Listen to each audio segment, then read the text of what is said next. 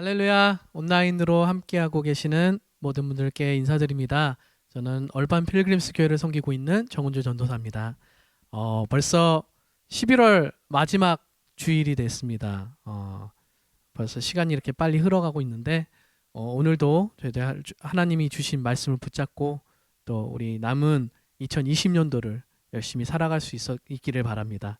오늘 말씀은 저희가 요즘 큐티로 보고 있는 생명의 삶 본문 말씀입니다. 다니엘서를 함께 보도록 할 텐데요.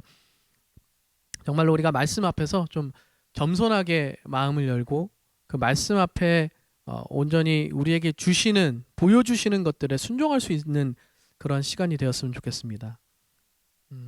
요즘 온 세상이 다시 코로나로 인해 시끄러워지고 있습니다.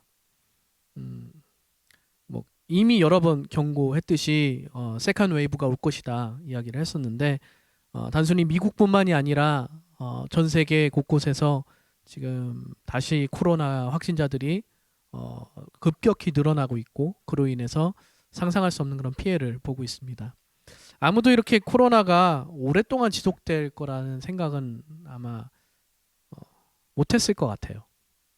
근데 이렇게 상태가 장기화가 되면서 어쩔 수 없이 사람들이 가지고 있었던 그런 긴장감들, 그런 조심성들이 조금씩 사라지기 시작했고 모든 것들이 이제 익숙해지기 시작하면서 이제 그 익숙함이 무뎌짐이 되고 그 무뎌짐으로 인해서 사람들이 이 코로나로 인해 다시 피해를 보고 있습니다.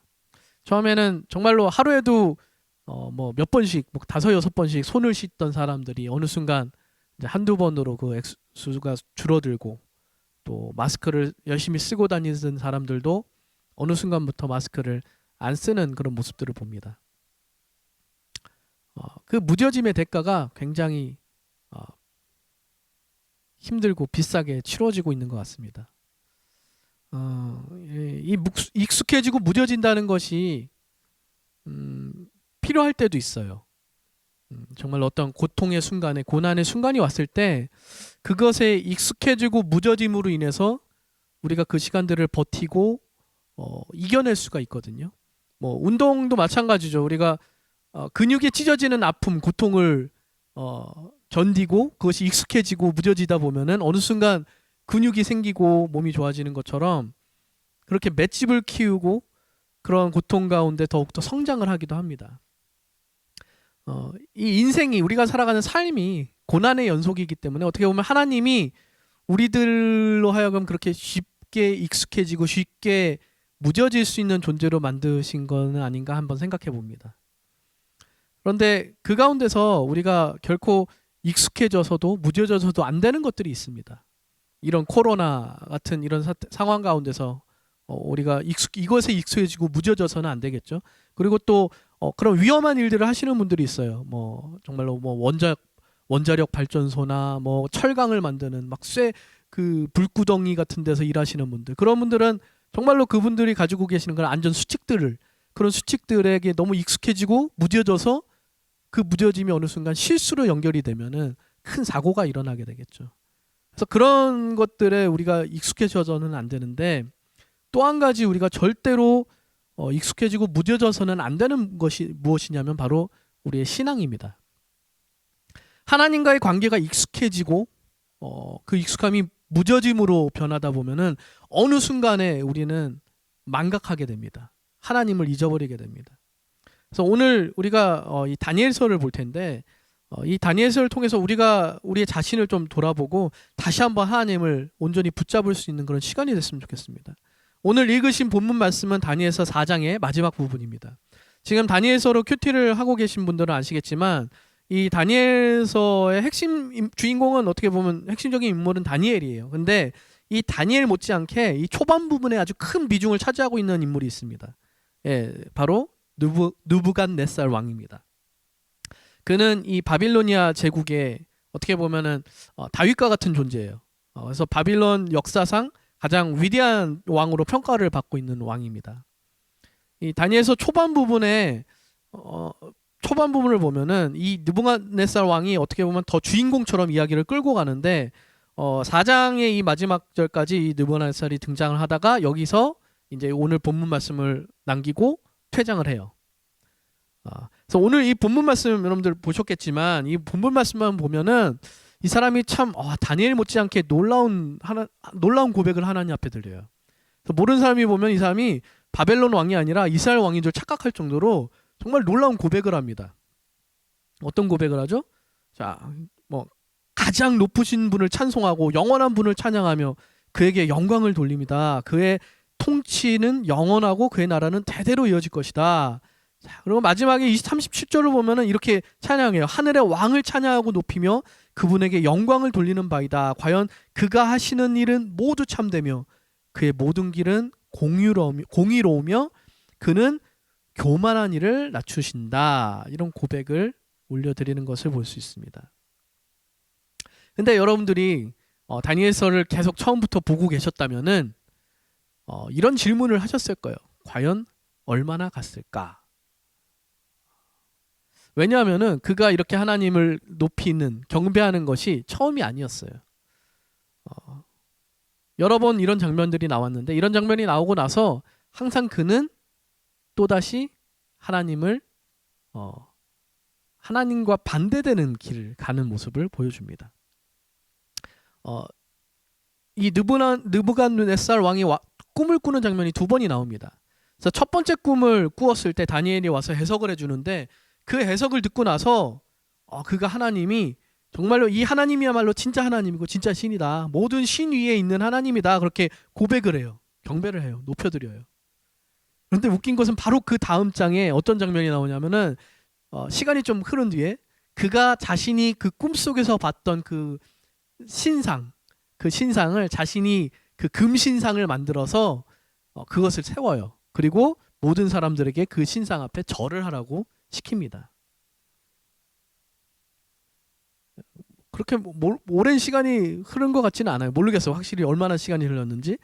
근데 그러고 그 금신상 안에 절을 하지 않았던 사람들을 이제 죽이는 거예요. 그 중에 이제 다니엘의 세 친구를 잡아다가 너 신상 앞에 절해라. 근데 절을 하지 않으니까 불 속에다가 집어넣습니다. 근데 그 불 속에서 불타지 않고 걸어 나오는 그 친구들을 보면서 또다시 이 왕이 하나님을 경배합니다. 하나님을 찬양하고 이들이 믿는 하나님이 진짜 하나님이라는 이야기를 합니다. 그리고 이제 두 번째 꿈을 꾸어요. 이 꿈을 꾸고 또다시 다니엘을 불러서 이거 해석을 들어요. 근데 이 해석이 어떤 해석이었냐면은 당신의 교만함을 하나님이 치실 건데 그것을 당신이 깨닫고 그 하나님 앞에 회개하면 하나님이 당신을 다시 세워줄 것이다. 그리고 1년 뒤에 다니엘이 해석한 대로 이 느부갓네살 왕이 혼자서 뭐 다른 사람한테 한 얘기도 아니고 혼잣말을 해요. 어떤 얘기를 하냐면은 내가 세운 이 도성, 내가 세운 이 거대한 바벨론을 봐라. 나의 권세와 능력과 나의 영어와 위엄이 그대로 나타나 있지 않느냐 하면서 자화자찬을 하는 거죠. 교만함으로. 그러자 하나님이 벌을 내리시고 그가 미쳐버립니다. 미쳐서 7년이라는 시간이 지난 뒤에 비로소 그가 정신을 차리고 하나님 앞에 드린 고백이 바로 오늘 이 고백이에요. 그러니까 이 왕이 계속해서 하나님을 경험해요.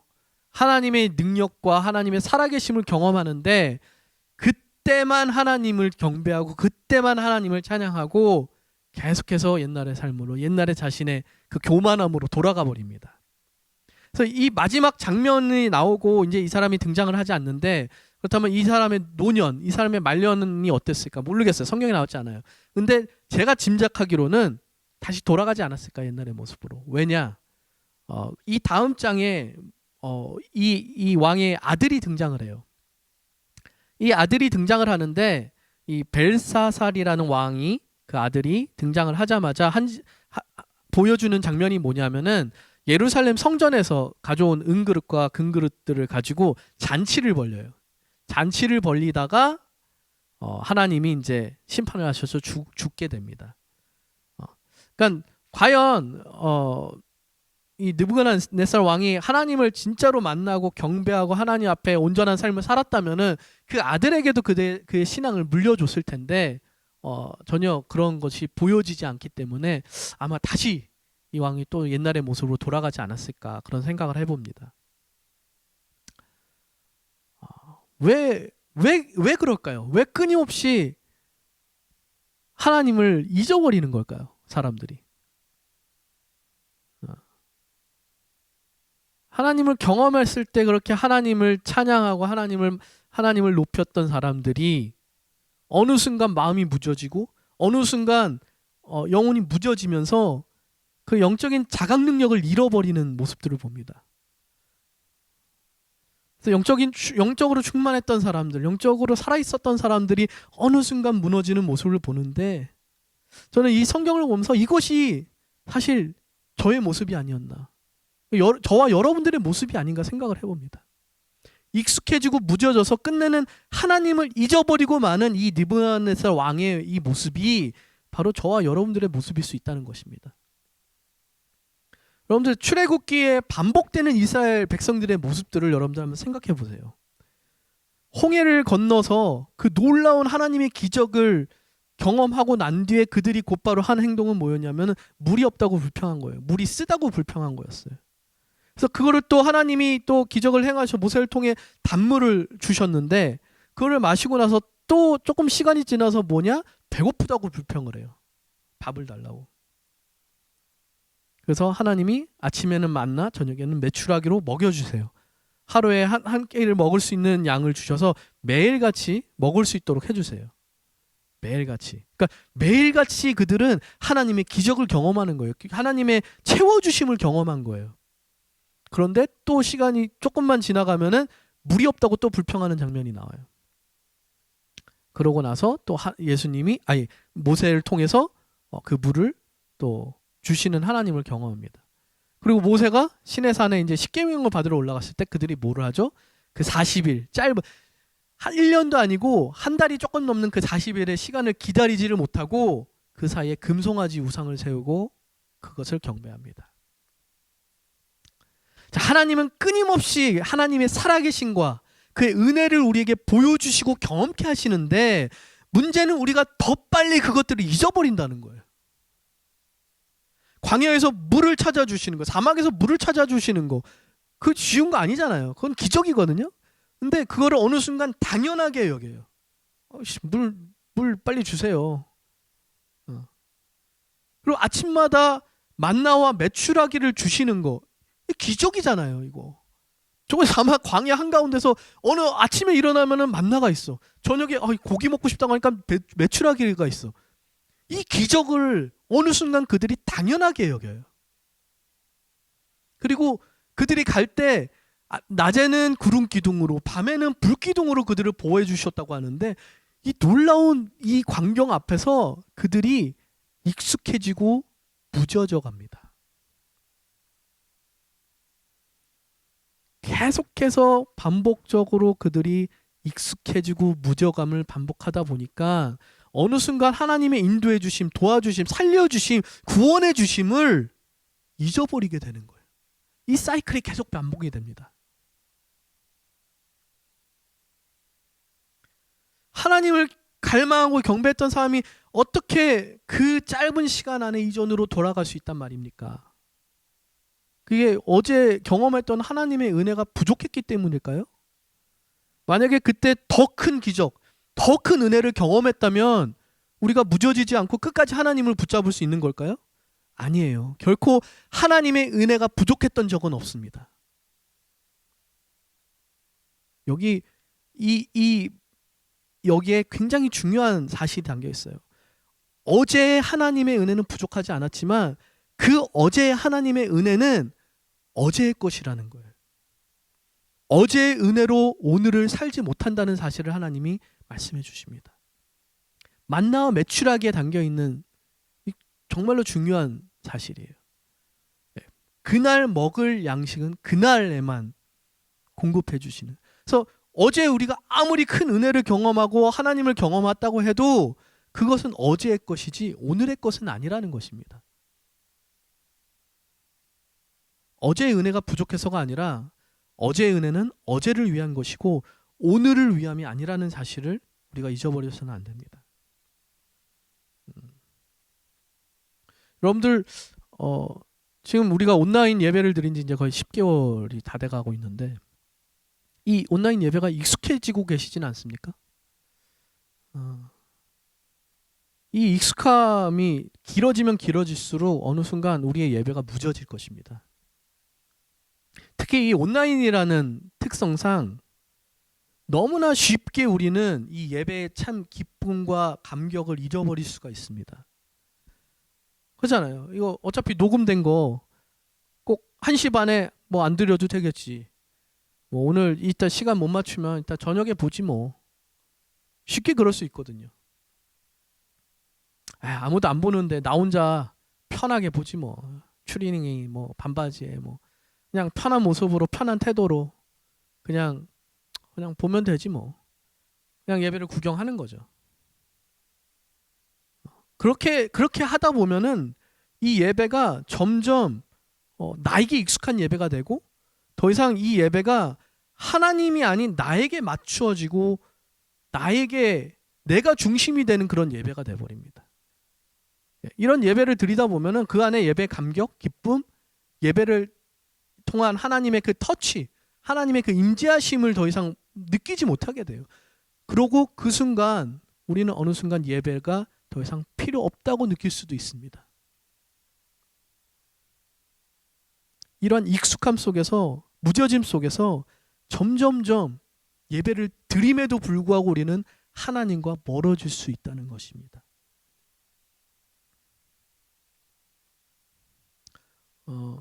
마틴 슐레스케라는 그 바이올린을 만드시는 장인의 글을 읽었어요. 그분이 어떤 이야기를 했냐면은 이분은 이제 정말로 유명한 바이올린을 만드시는 분인데 이제 손으로 수제로 만드는 거죠.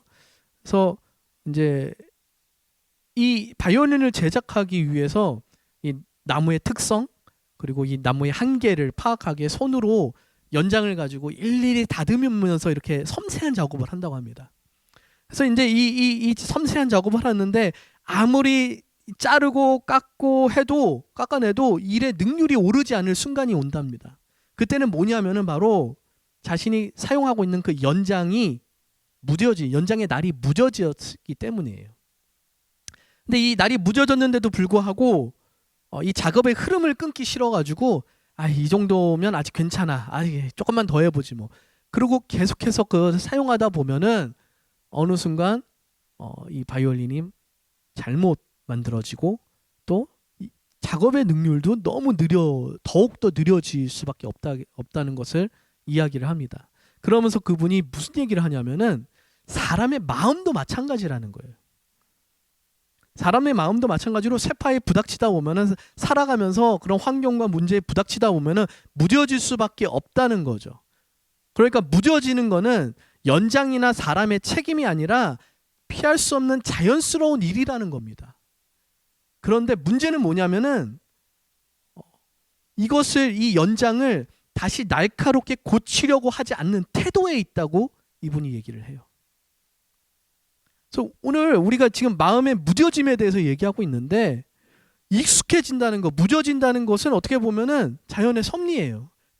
그런 존재예요, 우리는. 시간이 지나면 자연스럽게 이루어지는 일이에요. 그래서 하나님이 이것을 죄라고 하지 않습니다. 우리의 무뎌짐을 이해해 주십니다. 그런데 그 무뎌짐을 방치해서 끝내 망각으로까지 이어질 때 하나님은 그것을 죄라고 말씀하시는 겁니다. 그래서 그렇기 때문에 익숙함에서 무뎌짐으로 가기 전에, 아니 무뎌짐에서 망각으로 가기 전에 그것을 깨닫고 다시 한번 스스로를 갈고 닦는 것은 우리 믿는 자들의 몫인 것입니다. 어제 연장을 날카롭게 갈고 닦았다고 해서 오늘 그냥 아무 생각 없이 계속 그 연장을 쓴다면은 그 연장은 어느 순간 무뎌져 있을 것이고 나의 악기는 망가질 수가 있습니다. 그리고 그 연장을 가지고 내일도 또 사용하고 그 모레에도 또 사용하고 계속해서 그 연장을 갈 생각은 하지 않고 계속해서 그 연장만 사용하다 보면 어느 순간엔 더 이상 우리가 사용할 수 없는 연장이 돼버리겠죠. 우리는 매일같이 우리에게 주어져 있는 이 믿음을 갈고 닦아서 우리의 하루하루를 살아가야만 합니다. 말씀을 한 구절 더 볼게요. 오늘 이 예레미야서 4장 3절부터 4절까지 말씀인데요. 여기서 이런 이야기를 합니다.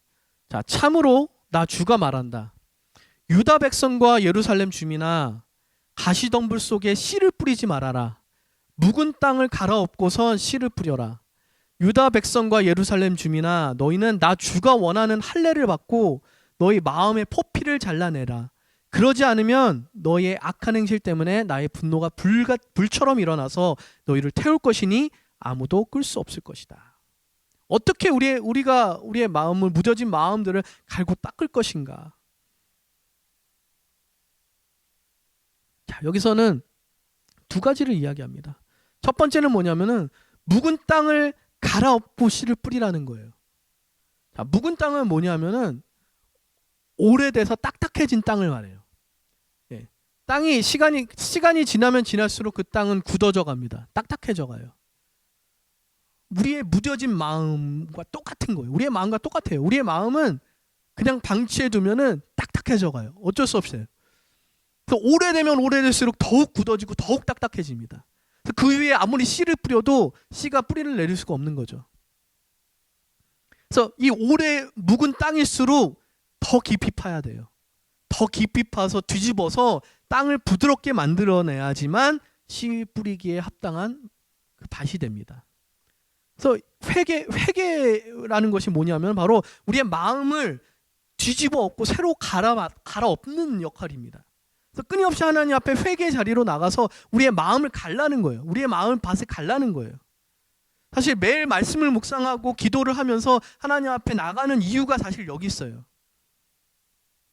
우리의 마음밭을 방치해두면 둘수록 그 밭이 굳기 때문에 끊임없이 점검하고 그 밭을 갈아줘야 되는 겁니다. 그래서 하루를 방치해주면은 그 하루만큼 우리는 마음밭을, 굳어진 마음밭을 가는 거고, 일주일을 방치했다면 일주일만큼 굳어진 마음밭을 갖는 것이고, 1년을 방치했다면은 1년만큼 굳어진 마음을 갈아야 되는 거예요. 굳어지면 굳어질수록, 오래되면 오래될수록 더 힘들고 괴로운 시간이 될 것입니다. 그 묵은 땅을 간다는 것이. 그래도 계속 방치하다가 죽은 땅이 되기 전에 반드시 이 땅을 갈아엎어야만 합니다.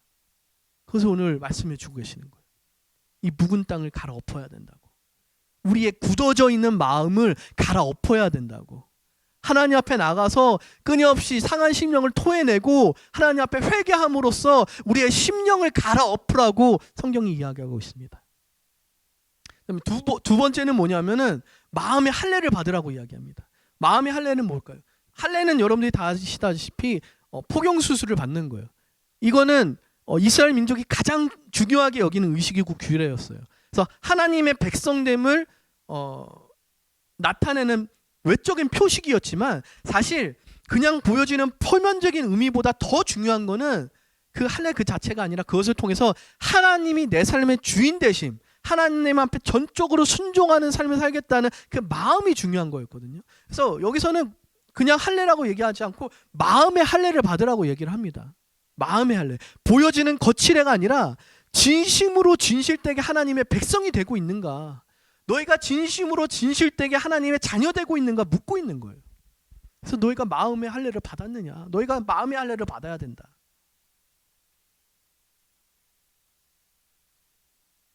묵은 땅을 갈아엎고 마음의 할례를 받음으로 우리가 다시 한번 우리의 무뎌지고 있는 우리의 신앙을 점검하고 하나님 앞에 다시 한번 날카로운 나를, 신앙의 나를, 믿음의 나를 세워야 된다고 오늘 말씀은 이야기하고 있습니다.